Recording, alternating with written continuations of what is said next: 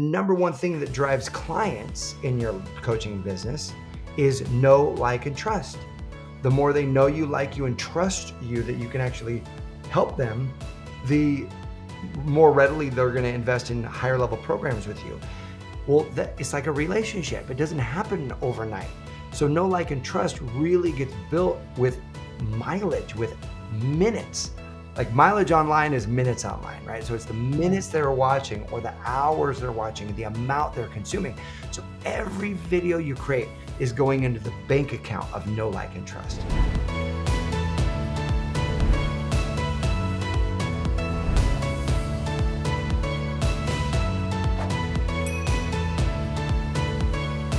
All right, well, welcome, and we have got a good one for you today. I am so thrilled about this interview. So are you interested in YouTube? Are you interested in marketing? Are you interested in how someone could go from literally struggling nothing to building multi-million-dollar businesses? I'm going to introduce you to someone who has had more than 170 million views on YouTube. Think about the impact of that. Is a best-selling author and is also the co-founder of Coach Certification and of the whole Brave Thinking Institute. So please welcome Mat Boggs in the house. Mat Boggs, how are you? You learn as you were doing that intro, I thought, you say, we've got a good one for you today. I thought, have you ever said, we've got a mediocre one for you Yeah, today? I brought you a mediocre guest today, but don't tell him. Yeah, exactly. I Okay, love we're it. just going to get through this one. We're just going to get through it and just see how we do. Yeah, just, rate and review, leave a good review, maybe not on the mediocre one, but yeah, exactly.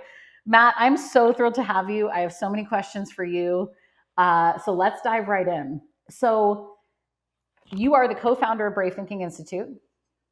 You have trained and certified more than 5,000 coaches, but you're also a YouTube star who's created a very, very successful coaching business.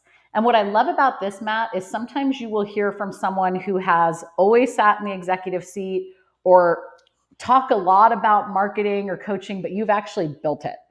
And that's why I'm so excited about asking you questions today. I want to know, how did you first and foremost get interested in coaching at all? Like, what made you go, I want to be a coach? Especially because you've been in the game long enough that wasn't like, there wasn't coaches all over TikTok in those days. So how did that all start for you?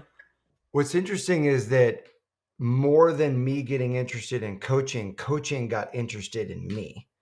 And I'll explain why. Like, I'll give you the example of that. I always knew I wanted to teach. I became a certified biology teacher, and teaching in the traditional classrooms, I just felt like there was more for me. I wanted to teach transformation. I wanted to teach personal development. And so then I can remember being 22 years old and sitting on a lunch break as I'm a substitute teacher. Actually, no, I was getting my teaching certificate. So I was teaching biology in this student teaching classroom in my lunch break, out in my car, and I'm journaling in my journal, and I'm dreaming up a school. If I could teach anything that I would want, I would teach people how to create dreams, how to build their visions. And I remember writing at the top of this sheet of paper, the Visioneers. It was going to be called the Visioneers, was this school. And how fascinating now that we certify and train dream builder coaches to help people craft a crystal clear vision and then bring that vision to life. I'm just like, wow, how amazing this universe is. And so getting my teaching certificate, it was in that process that I got an idea to write a book about what makes love last, because it was a big pain point in my life. I wanted to solve it for myself so that I could have the love of my life and create a family. And so I ended up interviewing America's greatest marriages, couples who've been married over 40 years, traveling 12,000 miles around the country in an RV with a documentary film crew and my best friend. And we learned things that absolutely transformed our hearts. And it led to me finding my wife, getting married. And as I was promoting that book, going around speaking, I was like, this is great. I get to teach. This is what I get to do. And in all of these talks, I had people coming up to me saying, will you coach me? Like, this is great. You're teaching me how to make love last from what you learned from all these couples, but help me with step number one. Like, help me like find the person. And I had no idea how to help them. This was 2007. I wasn't a certified coach, but I wanted to. I had a desire to. I had a desire to serve and coach and transform. And so I got a coach certification, a life coach certification process I went through and did my best to start helping people, but quickly realized that selling a book in the back of the room is not going to cut it. And even though I had an audience, I was able to go around and speak. I already had way more of a platform than most people who are starting. I had already been on the Today Show twice. I already had somewhat of an email list. I had already done some things.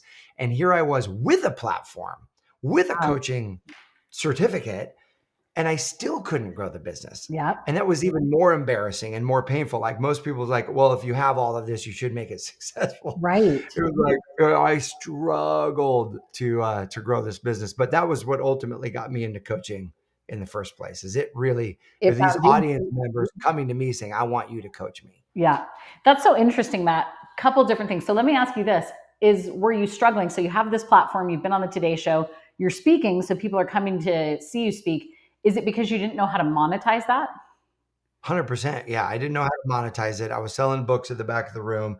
And then even when I became a coach, I didn't know how to like invite people into the coaching program. I didn't know what my price structure should be. I didn't know really even how to run. Like I had some moderate success. I had made $22,000 my first year, but I spent $24,000 to make the 22. So I was still upside down and completely broke. And so, yeah, it was a tough beginning for sure. I think it was Jim Rohn who talked about before he passed away, or maybe it was a protege of Jim Rohn, but I just remember someone saying that he realized that just by speaking and getting the speaker's fee and not selling products, services, coaching packages, that he had missed out on so much income, but impact, because he was so focused on the speaking, he didn't know how to monetize it. And this is Jim Rohn. Yeah, no, 100%. I mean, speaking is like the tip of the iceberg, and the speaking fees is like the tip of the iceberg. 90% of that impact transformation that's available for audiences is in working with you beyond that stage. And 90% of the revenue, therefore, is in working with you beyond the stage. So when you get to this point where you know you want to be a coach, coaching finds you.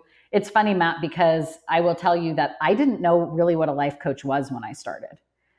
When I found Brave Thinking Institute, I didn't know people did that. I wasn't in a world where people hired coaches. I wasn't in a world where that was a thing.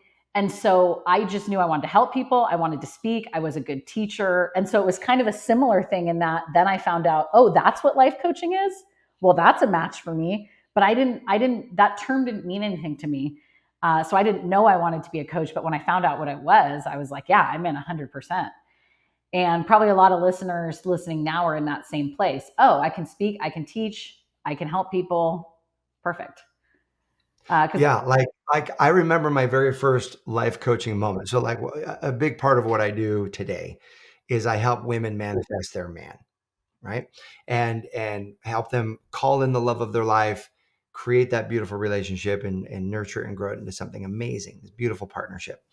And I can remember you're talking about not knowing what a life coach was. As we were growing up, there were no life coaches. No. And even today, people still don't know what I do. Even my close friends. I invited one to come to one of our seminars. It's called Dream Builder Live, this big personal development seminar. And Lauren, you came when you first, your journey began at a Dream Builder Live. And so when she came to Dream Builder Live, afterwards, she goes, Matt, I've known you for 10 years.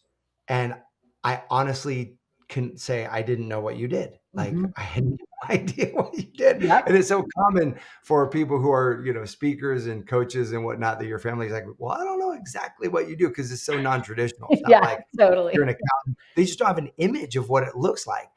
But check this out. When I was 13 years old, I'm in junior high, and one of my friends is dating this girl. She's a friend of mine as well. And they break up. And she's just heartbroken. And so she calls me because she knows I'm friends with him. And so I'm talking to her. And this back in the day where you couldn't like go to your room with a private conversation because the phone is mounted on the wall and it's got like a Accord. long curly cord. And so I've got this long cord kind of pulled around this other room and I'm Love sitting in that. this chair and the cord's like tight, and I'm talking to her for like a half an hour and I'm just trying to say anything I can say to help her out and to help her gain some perspective and why things went down the way they did. And at the end of this conversation, she goes, Matt, you're really good at this. Like you should do this when you grow up. And you're And like I remember, 13. and I'm 13 years old. Oh I'm my God. 13. And I remember thinking to myself, I hang up, I said, oh, thank you so much. And I hang up the phone and I remember walking back to hang up the phone and thinking, well, this would be like the coolest job ever. If I could do that as a living, like that would be amazing. And that was like the first life coaching moment that I had where I knew that I felt lit up by helping people shift a state, by helping people overcome a problem, by helping people move forward when they've had some kind of struggle or pain. And now it's like, okay, well, this is literally what we get to do is get on the Zoom or, the phone sometimes. And it's like, okay, you help them understand where it is that they want to go, where they are now, what's in the way, and help them create breakthroughs. And it's like, that's the most fun. I can't imagine a better job. I agree. Like this. Now some people hate it, right? Some people are like, I just want to tell, because to be a life coach, you have to have some patience. You have to be really good at listening. Yeah. You have to have compassion. You know what I mean? And empathy. And other people are like, oh, I could never do that. Like, I just want to tell people what to do and then have them do it. Like, I do not want to walk them down the path. You know what I Yeah. mean? And I just think, well, everybody's different. And I guess that's why they Yeah. make, But I will a tell you ton this, Matt. of Okay, so this is one of so when I first became a coach, I hear, if you want to speak, if you want to teach, especially these, spiritual principles and help people transform, this is for you. And that sounded good to me. Then I heard the word life coach. And I think my mind immediately went to, well, you've heard me say this before, but I was like, I heard the word life coach. I identified it with like super woo woo, like I got to wear tie dye and like burn incense and be super flowy, which is not my personality at all. So there's a part of me Wait, that's objective. you didn't get the crystal outfit we sent you when you got certified? Exactly. I was like, I don't do that. Like that's so not my personality. And so I had that, but then I also thought, similar to what you're saying for some people, the only model that I had in my mind was therapy. So I'm like, I do not want to listen to people stuck in their problems. Like Mhm. that was actually a thing that came up for me. But Right. what you and Mary Morrissey, our other co-founder, taught me was that there's structure to these calls. And I think that that's something really important for new coaches to know. It's not like you're just getting on the phone and going like, okay, so tell me everything that's going on in your life, and let's just, have a complainer session about that. That because we learn how to coach with a structure of support, like a structured call, to me, it's not draining at all because you're going somewhere with that client and that they're going to leave feeling 100 times better than they got on the phone with. And it's not like this long, drawn out like thing. And that was very, very helpful for me because as a teacher, I ran off structure, man. I was like a super structured teacher. And if it was loosey goosey, it did not feel good to me. And so I loved knowing that in a coaching session, you've got a place you're going. And that really helped me Well, get over that idea of well, like, not well, and let me just say, that's with the Brave Thinking Institute, yeah, because when I got certified, and this hadn't been developed yet, the Brave Thinking Institute didn't exist back then. Um, it really wasn't there was no structure for the coaching call that we got trained in. We got trained in how to ask really great evocative questions and kind of discover the client and help them understand what they wanted. There was no progression. There was no like, okay, this week we're working on this. This next week we're going to learn this, and so we're I going would to not go do well. through. That would not work for me. It would be too loosey goosey. Well, and what happened was, and I remember some of the most painful moments in coaching for me early on was feeling like, okay, the first couple weeks or the first month or two were good. You had some really good momentum. And I was in longer term coaching programs with these clients, like they would want to sign up for 6 months and things like that. And I remember one woman in particular, she was from Ireland, living in the States. And we just kept coaching together. But after a while, it just felt like she was just going in these big circles. and she wasn't making any progress. And yeah, while she wanted to keep coaching, which is fine. It's like, okay, we're making money. For me, it didn't feel good. And for her, ultimately, it didn't feel good because she wasn't progressing. And at our last Dream Builder Live, I had someone who came up to me and enrolled in our coaching certification. This guy already had 3 other certifications and was already ICF certified. And I said, well, this is very interesting because you let me ask you this. Why are you adding this other certification? Like, why does this matter to you? Why is it important to you? What will it do for you? And he said, frankly, he goes, I know exactly what I'm missing. He goes, I'm missing 2 things. He goes, I know how to ask really great coaching questions. He goes, but the problem is my clients can only solve the problem or answer that question from their current level of awareness. And that current level of awareness is what created the problem in the first place. They've got to move to a different level of awareness. What I love about BTI is they're literally studying transformational principles in a proven program, going through a set of lessons each week that evolve their thinking. Yes. And then you combine that with powerful questions, you get a whole new result. And so I'd never heard anyone put it that way. And I It's thought so that was true. really, really and the other thing he wanted, which ties back to your introduction, is the marketing side. Yep. Because I got really tired of, it's like, you see, the people who are selling courses out there are often just marketers. They're the ones who just learned how to market, and they were so good at marketing. They're like, what can I make the most money at? And they're selling advice. It's often not even great advice or low vibration advice, where the most transformative teachers and principals, because they're not marketers, aren't getting the eyeballs. And I was That's tired of right. that. I was like, that sucks, man. We have to get people really, really great advice, great training, great transformation. So speaking of this, Matt, so how did you go from I have this following, but I don't know how to monetize it, to actually knowing how to monetize it, building a structure, and then what you've created today? I mean, holy smokes, when you think about that. So So I got to the end of my money. And that'll make you move somewhere. you're like, okay, what am I going to do to pay rent? I'm literally on a job board and I'm looking for like substitute teaching jobs. And because I don't have any money to pay rent. And so in that moment, I'm thinking, I'm just literally praying to God, and I'm feeling defeated and I'm feeling like a failure because I had so much of a platform that other people don't even have, and I still can't make it work. Mm-hmm. And so I remember leaning back and just praying to God and saying, God, what can I do that I haven't been doing? What can I do that I haven't been doing? And such a great question. Another way to ask this question, and Gay Hendricks taught me this, if you're wanting to create movement in ourselves, is what do I need to face that I've been resisting facing? And for me, it was the Lone Ranger syndrome. You see, because my mom had already made it in this field. She was already a thought leader, already, famous in her circles. Um, I wanted her to be proud of me. I wanted my family to be proud of me. And I thought, if I ride on her coattails, no one's going to be proud of me. It's like I despised children of famous people that got their big break because their parent was famous. Like, for me, I just thought that was unfair. I thought it wasn't, you couldn't really feel good about that success because you didn't really earn it. And so I distanced myself from any of that to such a degree that I was literally felt like I was slashing my way through the thicket of the jungles, trying to just figure it out. And that's the slowest way to success. Right as I ask this question, what can I do that I haven't been doing? And I hear let go of the Lone Ranger syndrome. I see that I have Think and Grow Rich on my desk, and I've been studying that book.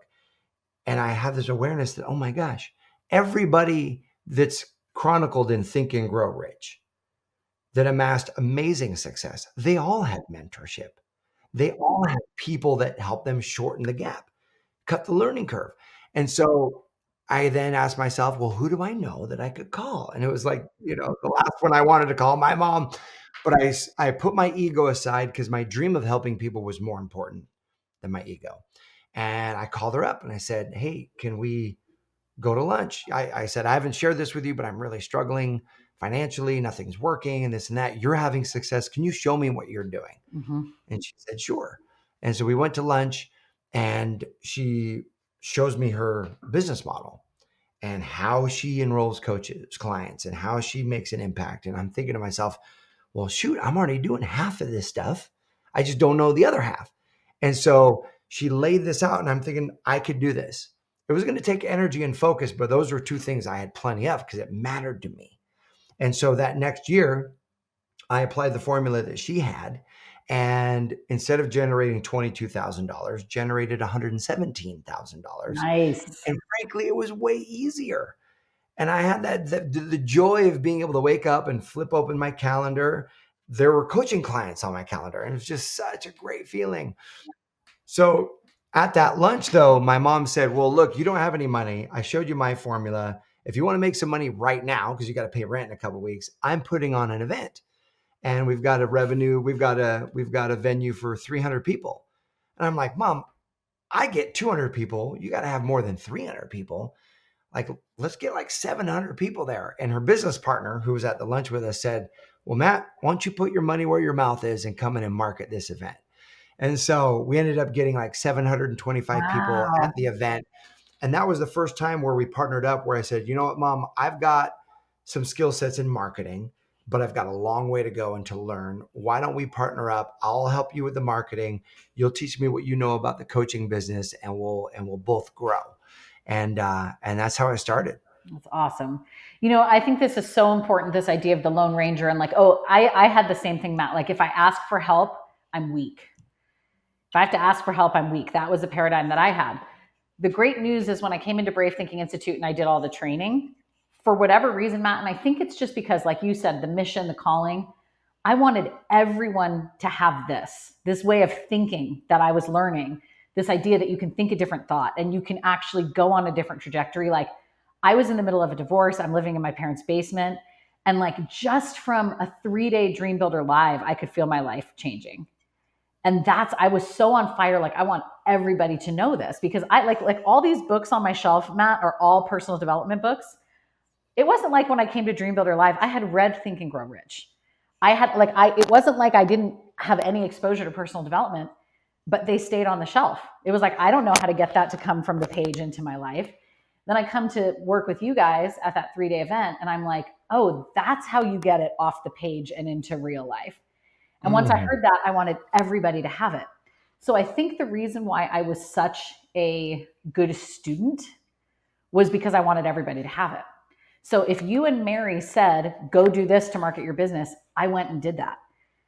And it was so interesting because so many coaches along the way would say, what are you doing to be successful? And I'm like, literally everything that my certification and Matt and Mary tell me to do, I am doing it. And I think that's why I became successful so fast, because I knew you guys knew what you were doing. And I could get my Lone Ranger syndrome out of the way enough because I knew I wanted everybody to have this. So let's talk about marketing. Because to me, Matt, like, I've had the privilege of working with you both as a client for 6 years, and now I get to work with you all the time in the Institute. And to me, you have the most brilliant marketing mind of anybody I know. And so how does that get developed? Like, it's 2007, you're learning coaching skills. You're already good at marketing because you got your book, you've been on the Today Show. But like, how did you get so good at marketing? Well, and I appreciate that compliment, and it's by being really bad at marketing and failing a lot and getting it wrong and figuring out, oh, that didn't work. And half the stuff you think is good is not. And then you figure out, oh, this actually strikes a chord with people.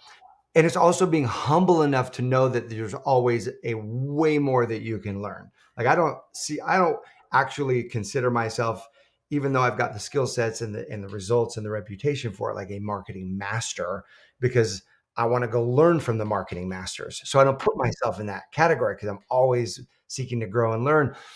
And the real lesson in this came from early on. I had lunch with this gentleman who was in my industry and crushing it in digital marketing. I mean, they were already doing over $1 million just in digital product sales for their coaching business.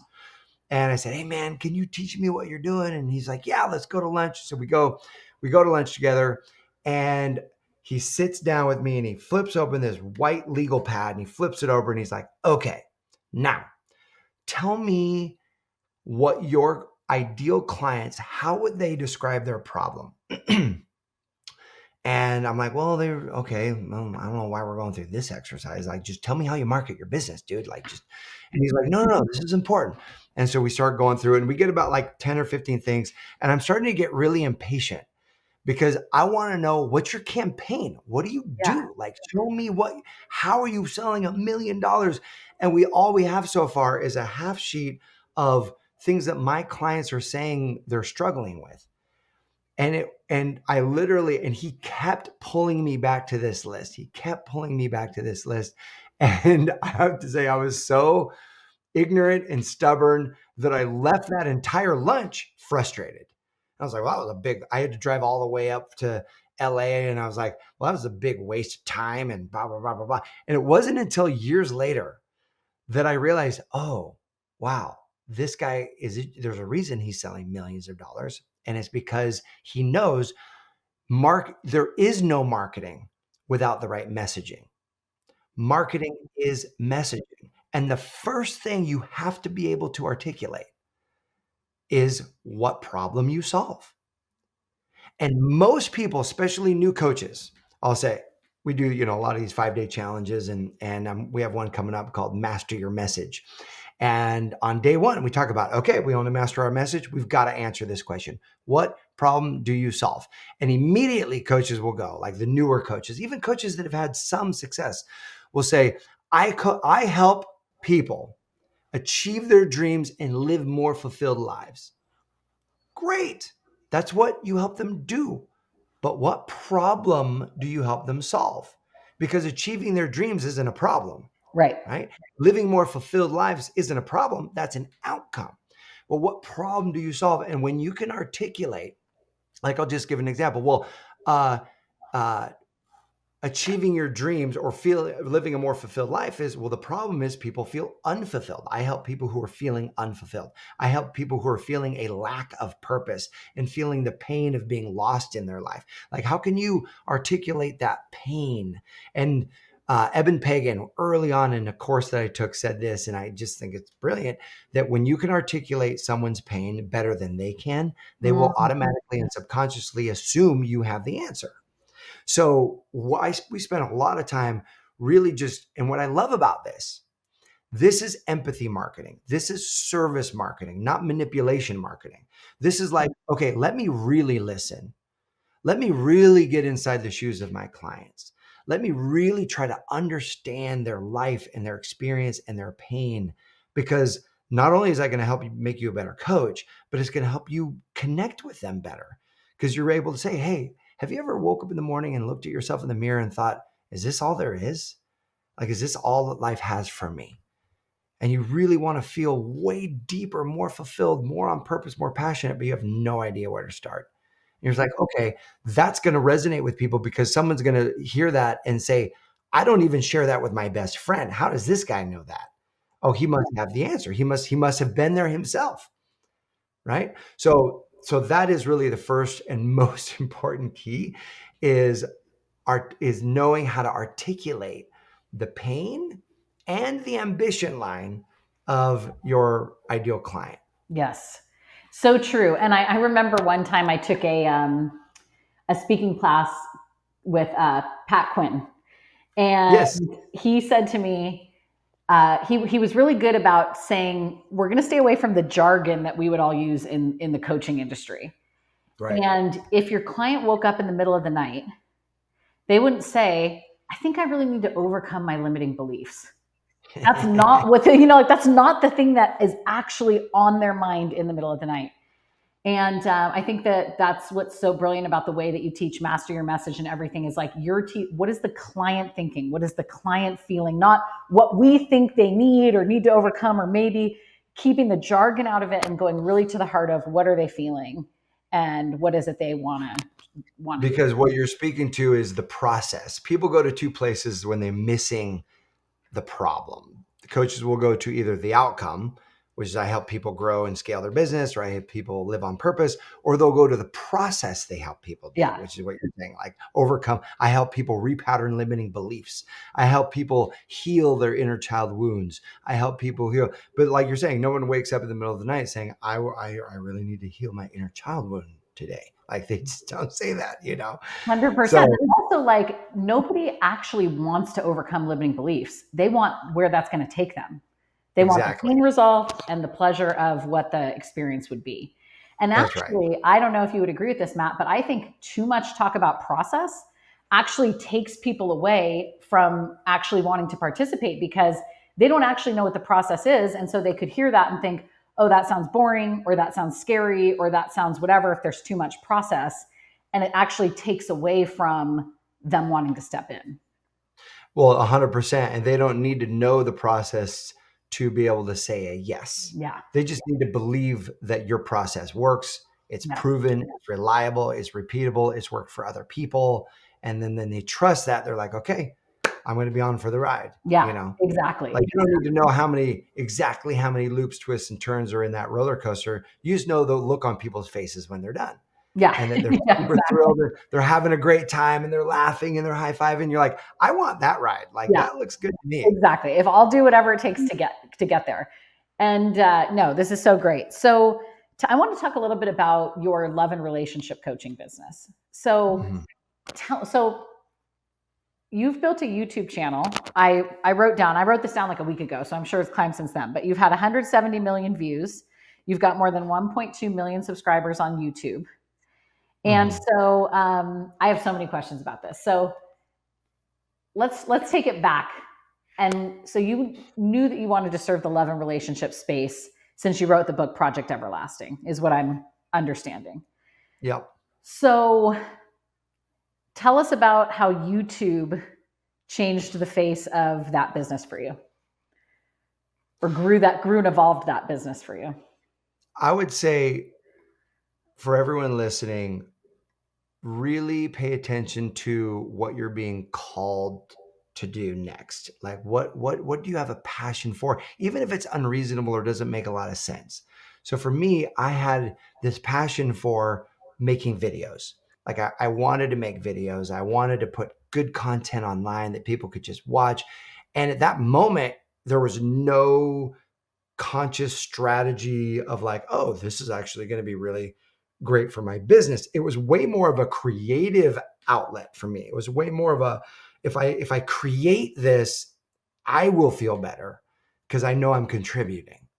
It wasn't a conscious, this is going to be a badass marketing strategy. No, it was like, I'm a teacher. I want to teach.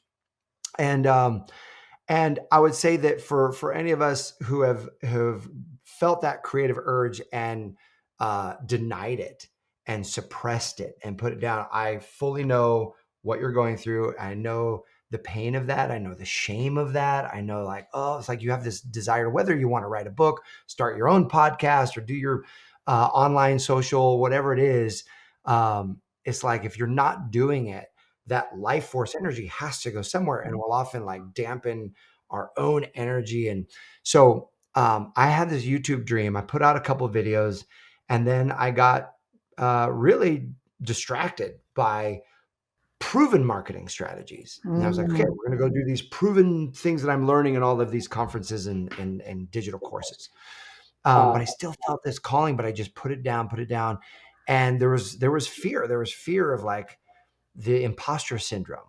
There are all these other dating coaches out there and relationship coaches, and I don't have a PhD and I don't have some specialized relationship certificate. So who am I? And 4 years I put it off. Wow. And finally I go to this mastermind with other dating coaches, and there's a guy there named Trip. And this is like, I so much great gratitude for Trip because he literally changed my life. And he doesn't even really know to the depth. We're talking, and a couple of my videos that I put on 4 years earlier had like gone viral. Like one of them had like, 500,000 views or something. And then I got scared because I was like, well, what if the next stuff I put out sucks compared to that stuff? And Trip was like, dude, you got these like 6 videos and you've already got 25,000 subscribers, but you haven't put a video out in 4 years. What are you doing? And I said, I know, I'm getting that. I'm going to start. And he was like, I'm going to start too. Let's start together. And I said, great. And so he's like, okay, we're going to leave here. We're going to go do our YouTube channels. I said, I'm in. And we gave each other a big high five. This was December, holiday party. We leave. Next December comes around, same holiday party, same mastermind. I show up. I hadn't done one video. I completely got in the same old rut, the same old fear. I can do it later. Show up to the show up to this holiday party, and guess who's there? Trip. Guess who I don't want to see? 100%. Yeah. Please Like, don't ask me about my absolutely. YouTube channel. I'm like like hiding and kind of walking around the other parts of the party, and he sees me, right? And he's like, walking, Matt, dude, how's your YouTube channel, man? Check this out. And I kind of deflected. I was like, would you tell me about yours first? And he shows me his phone. He's already got 120,000 subscribers, millions of views. He had done one video a week. And in that moment, I felt so embarrassed, shame that I hadn't done mine, jealous that he had done his, envious of the result he had. It was like, there was like such pain in that moment of not taking action. Finally, the pain of not taking action exceeded the pain of taking action, the fear of taking that action. So he asked me what I had been doing. And so I said, it's due to in full honesty, man, I didn't do it, but I'm committed. Now I'm doing it. Yep. And I left, and the difference was I was decided.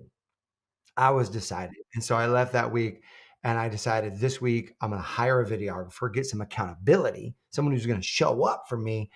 And that week I filmed my first 3 videos, and it was hard, and it was painful, and it was brutal, and they weren't very good. But I did it, and I was on my way.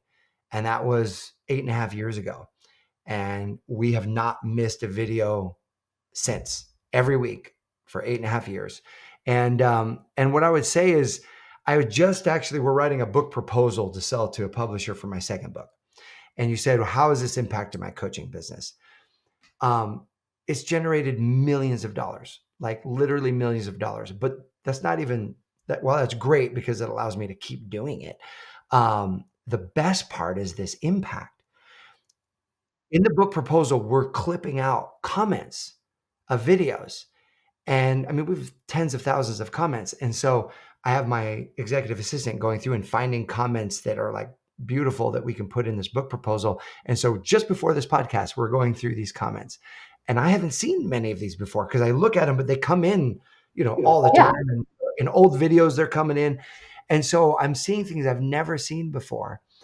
And, women saying, oh my gosh, Matt, it was because of you, I was able to get over my heartbreak and create a new healthy pattern. And I've attracted the love of my life. And I'm so grateful. Thank you for doing what you do. Keep up the good work.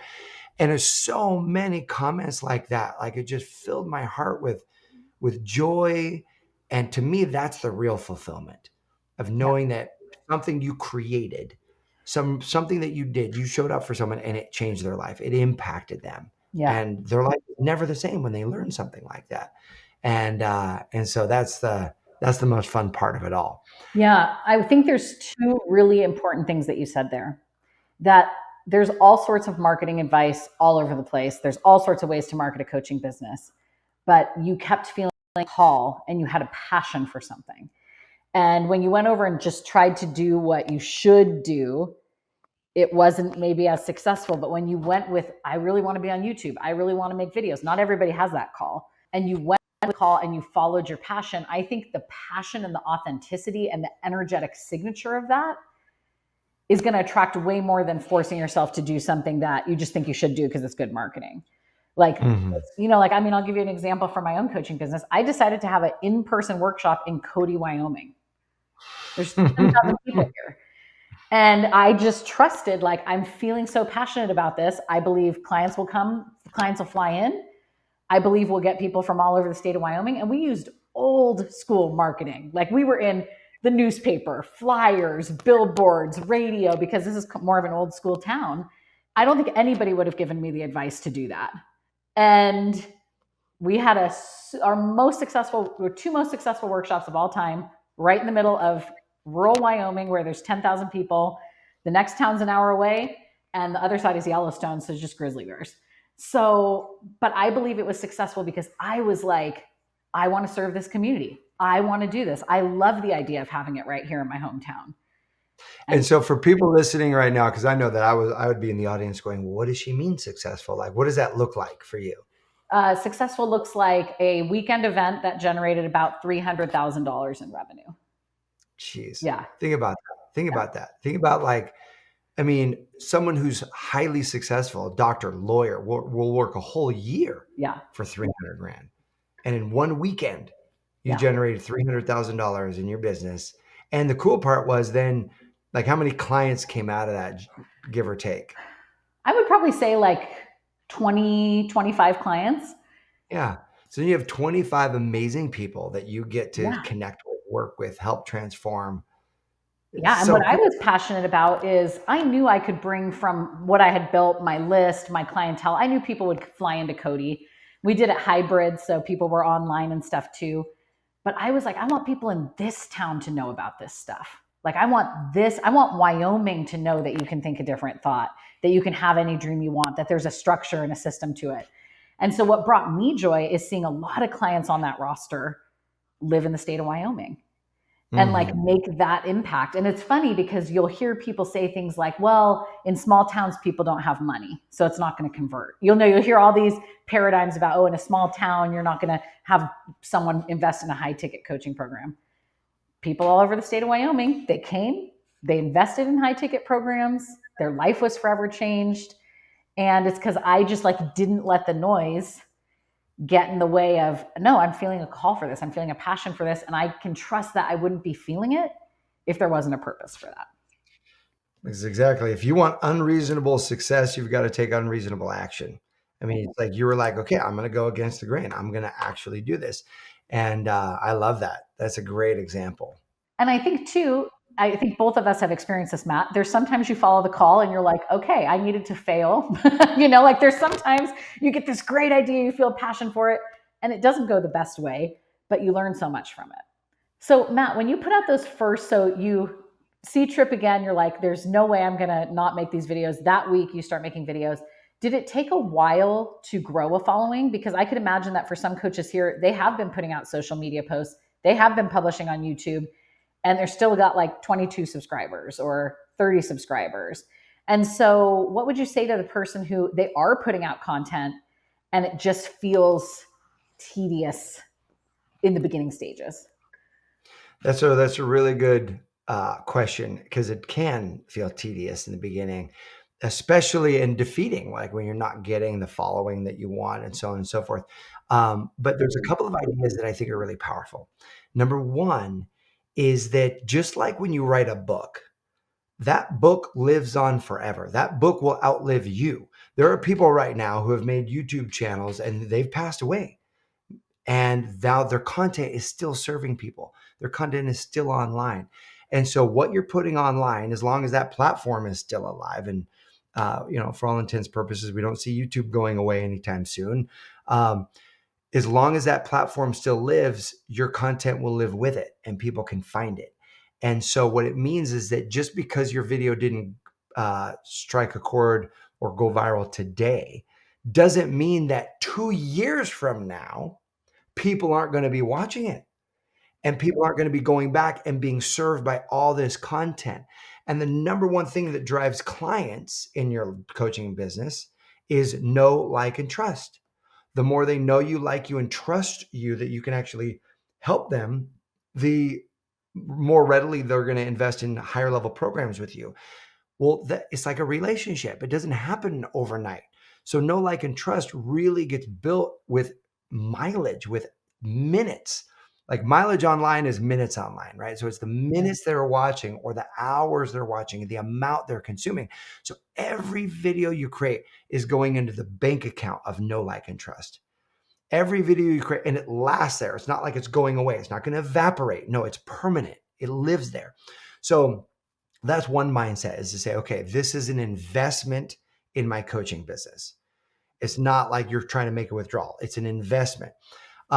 The second thing is then get, I would say that I got obsessed with how to create content that would grow. Mm-hmm. Like and here's what I mean by obsessed. And other people are like, well, it should just happen and whatnot. Like, no, like get good. Get good at this stuff. I would be in the gym and I'm watching Daryl Reeves, how to grow your YouTube channel business while I'm on the stair climber machine. And Yep. I'm like tuned in.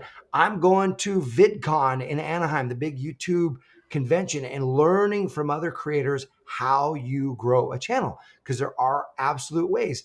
And I would say that, yes, everything ebbs and flows, but we've got more ability today to reach people than we ever had Yep. in any of our like predecessors. You think about the Jim Rohns and the Les Browns and the Wayne Dyers and all of these folks. Our ability to reach people now is easier than it's ever been with all the live streams and all the platforms. And people, the pessimists will say, well, yes, but it's more crowded than it's ever been. Well, yeah, but more people are online for longer than ever before either. So while it's more crowded, they're also giving you the ability to have their attention for way more amounts of time. And so there's always opportunity. There's always opportunity. And so um if we want to go into a couple of the best practices, okay, well, how can I help shorten the learning curve? A few of the best practices, if you were to take your process, whatever you as the coach help someone do, and you were going to break it down into 5 stages. You say, first they've got to do this, then they've got to do this, and then they will get the outcome that they want, those 5 stages. What would those 5 stages be? And then in each one of those stages, there are questions people have and problems they experience in their life around that topic. The goal is take one little micro topic. So instead of that big topic, take a micro topic. In other words, what's one question they have? What's one thing they struggle with? What's one problem in that category? And make a video about that, and really give great content, like really give a full solution to that one thing. And because when you give a full solution to that one thing, people feel this expansion of positive energy. They feel this transference of knowledge and they're like, wow, you just gave me that gift. Thank you so much. I want to learn more. And there are people who are literally, well, Matt, what if you do that on all your content? You're going to give away the whole thing. Well, people still want to be guided. People still want to be like your coaching program is basically that whole thing, right? And it's you delivering it live. People still want 2 things. They want it all curated and organized for them, because online it's scattered and it's everywhere. They want it organized so they can do it fast, simple, easy, and only the most important pieces. That's your digital course. Second is they want to be guided and for you to know them so you can apply those principles to their specific situation. Well, that's coaching, Yeah. right? And so you make one piece of content on one problem and give them the full solution. And the way you open your video is you don't do a big long intro, and we've tested like lots of different stuff, is you literally just dive right into the problem. Is you open with a question. Have you ever felt this way? If you have, today I'm going to share with you this really powerful process that can help you shift that energy and transform that result. And then you go into teaching your content. Now there's all the algorithms are interested in one thing and one thing alone: watch time. They want watch time. And it's not just your video. It's, do they go from your video and stay on the platform to more of your video, right? So how do you increase watch time? Well, there's a few easy proven ways. Okay. Maybe we'll give 3 right here. Okay. The first is give a series of steps. So today I'm going to share with you 5 steps for how to reprogram a limiting belief, or 5 steps for how to boost your confidence, or 5 steps for how to lower anxiety, or 5 steps for how to, whatever it is you're going to do. And you go through the steps. Well, people are going to watch all 5 because they don't want to miss one of those steps, right? Second way, and this is sort of a ubiquitous, universal way to increase your watch time, but it also, in my opinion, isn't just for that. It's you actually are a better teacher, where you teach a step and tell a story. Teach a step, give an example. Like teach a step. And so these stories take people on a journey where they can really visualize it in action. They can visualize what you're teaching in action. And so, I bring in a lot of stories about my wife and I, because we do, love and dating channel, a relationship channel, bring in a lot of stories of just my personal life. One time we were talking about how to cultivate your intuition. And I told this whole story about how we took a trip to Mammoth, and I felt called to buy antifreeze coolant. And I was like, I already have coolant. I was arguing with this. I was asking for intuition, but then when it came, I was arguing with it saying, I already have antifreeze. We don't need it. It was a ski trip. And I just hear this voice say, go get antifreeze. There was a hardware store across the street. So finally I listened, bought it, put it in the trunk. Well, maybe we have a leak. Who knows? At the end of this snowboard trip, I get back in the car, pop the hood, look, they are full of antifreeze. We don't need it. Why did I buy this? We're driving home. We're in the middle of nowhere in between Mammoth and Southern California, Orange County. And off the side of the road is a car with her hood up. And there's like 4 people outside with their hands up trying to get cell reception. They can't get cell reception. And I pull over and I'm like, babe, do you mind if I give them the antifreeze? Maybe they need it. Yeah. And she's like, yeah, of course. And so I get out of the car with the antifreeze and I walk up to them and I say, hey, you guys don't happen to need antifreeze, do you? And the woman starts crying and she's like, oh my God, that's exactly what I need. And she gives us a big hug and she's, you are an angel. And like, I started crying and I get back to the wife and tell my wife, goes up with tears. And it's like, oh my gosh, you never know when you're being guided and you're being, you've an intuitive hits you. You never know why. We try to rationalize why, but if you just follow through, it opens up the magic of life.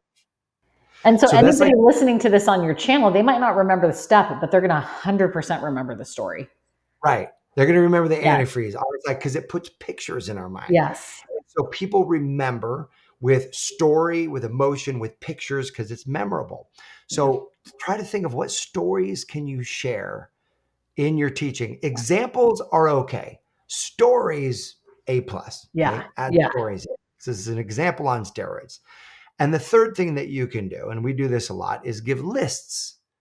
Like the 10 most dangerous thoughts that always kill your dream. Okay.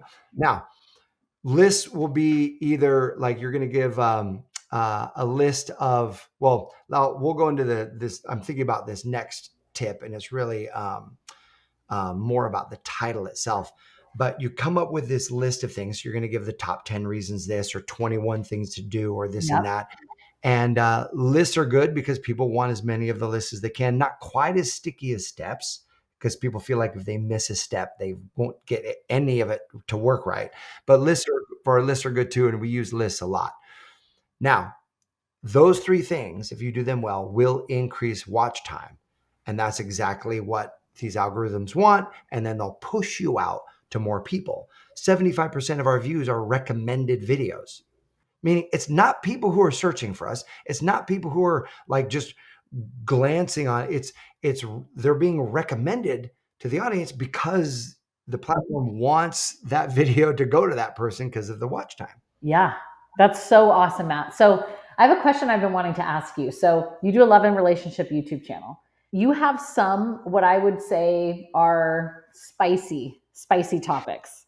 And I think one of your highest views videos is one that's like, I don't remember the exact title, but it's like 7 texts that'll drive him wild or something like that.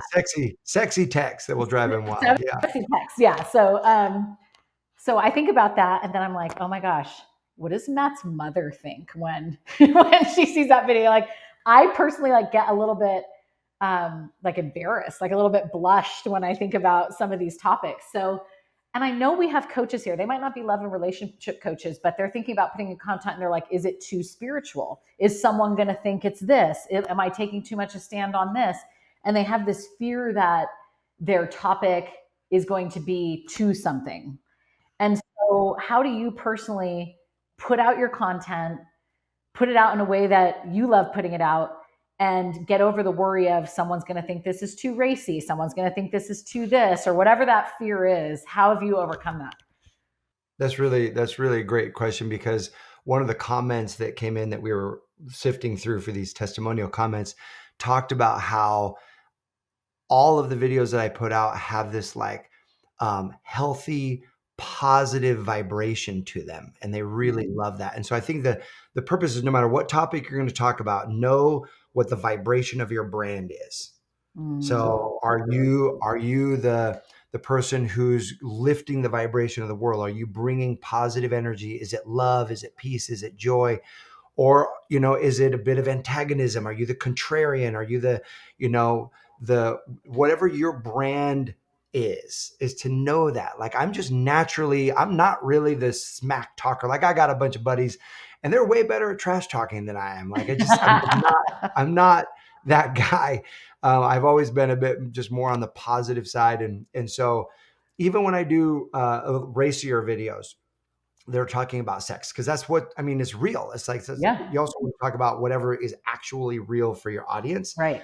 I I bring it in a way that is respectful and healthy and positive vibe and doesn't feel like icky or any of that because that's how I would want to receive it. Also, the second thing is uh, to have the courage to be real with your audience because they're going through real stuff right now.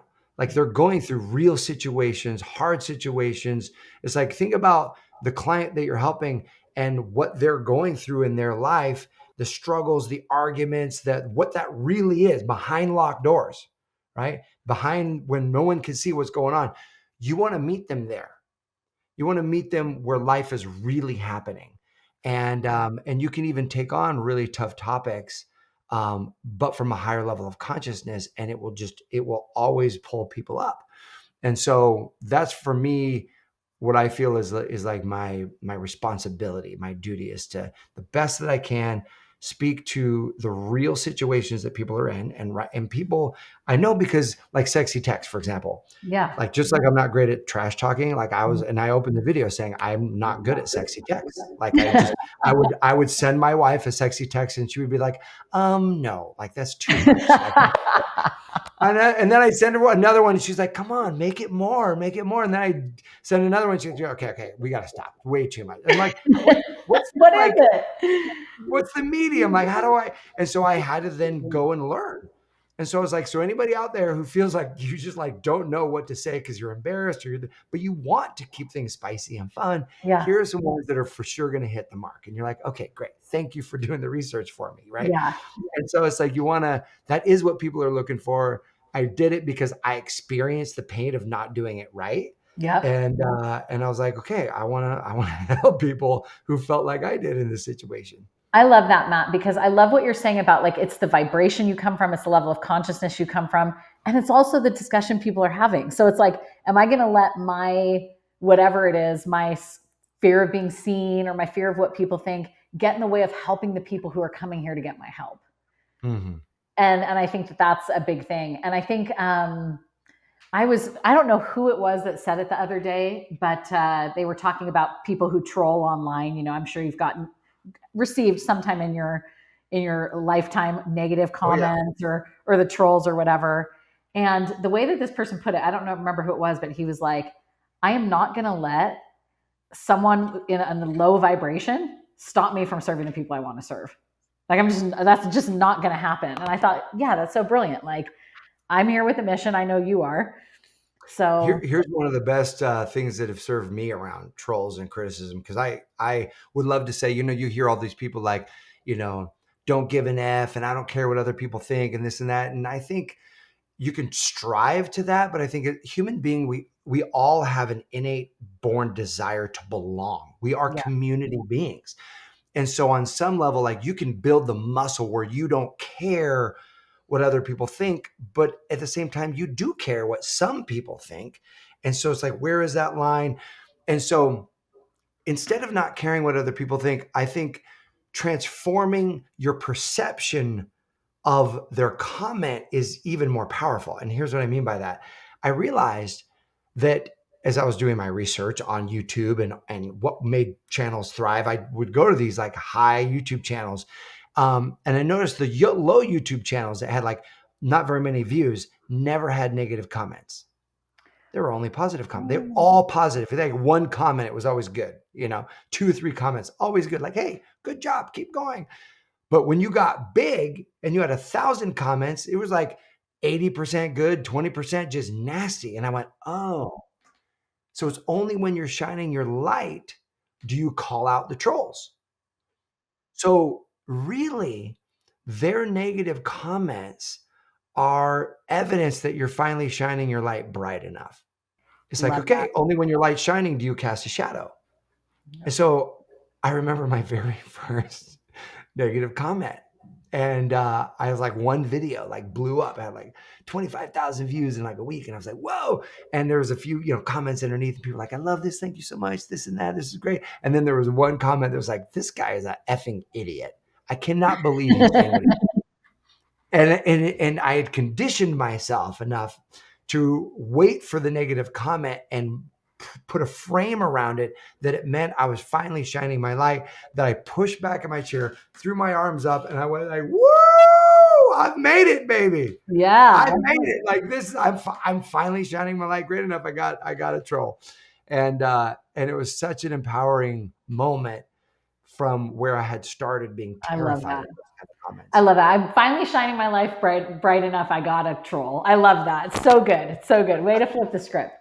So Matt, I want to ask you something I ask every guest on this podcast. And I'm especially interested in your answer because over the last 15 years, you have trained and certified more than 5,000 coaches. Goonies. The answer is Goonies. That's all it is. So my question for you is, if you had to start a coaching business from the ground up today, you don't get to take your YouTube subscribers with you. You don't get to take your email list. You're starting it from scratch today. What's the first move you make? Do I get to bring my current level of awareness, or am I also brand new? No, you get to bring your awareness, but you don't get to say, oh, I would email my list because you're starting from scratch. I don't have a list. So it's one of those things where you're like, you're a badass business owner. We're going to drop you in the middle of a city with no credit cards, no money. It's undercover billionaire. It's undercover billionaire. 100%. One of those things. So the first thing that I would do is be on other people's stages. Like I would call stages and interviews and podcasts and say, here's who I am, here's who I help, here's the problem I solve, and here's what we can do for your audience. And because you don't have to have your own list or your own platform. There's lots of people who have their own lists and other platforms. And it's, again, the fastest way to create know, like, and trust. So what would I prioritize out of that? I would prioritize in-person speaking engagements. Physical, where as much as digital is way more of a long tail. In person is immediate. Like you go in and you could do a 90-minute presentation and people come up to you in the back of the room and you schedule appointments for enrollment calls right then and there. So it would be 100% leveraging speaking, leveraging a workshop. And this is one of those things that, in my opinion, is the fastest path to impact and the fastest path to a thriving 6, 7, 8-figure coaching business. I love that, Matt. I agree 100%. I will wave that flag all day of what you just said, because in person, it creates faster conversion, higher conversion, and we hardly hear anybody anymore talking about it. And I believe it's the way that this is how we train and certify our coaches. But even if you never come to Brave Thinking Institute, you get yourself out there in person, you build relationships, you speak, you can hit 6 figures so much faster.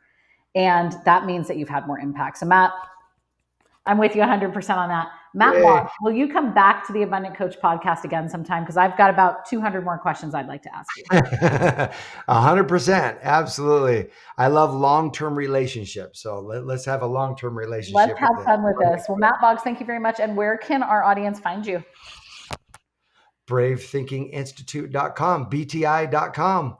All kinds of great programs there. And for anyone who's listening that wants, that's one of the things I'm really, really proud of that Brave Thinking Institute has done, is they've literally created a done-for-you talk, a done-for-you workshop, a done-for-you presentation, the teaching stories, the principles, the exercises, the PowerPoints, the media, like the videos you can show to transform audiences. So anyone out there who is loving the idea of being on stages and speaking, and you want literally a presentation that can generate 6 and 7 figures for you, like call up the Brave Thinking Institute, because it's done, it rocks, it's awesome.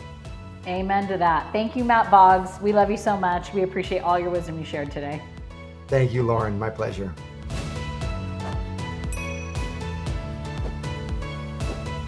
If you enjoyed this video, please click the like button and subscribe to our YouTube channel so that you never miss a new upload. You can help our channel continue to grow as we invest in creating more great content for coaches. Lastly, check the description below for helpful links to the resources mentioned in this video. Thank you and have an amazing day.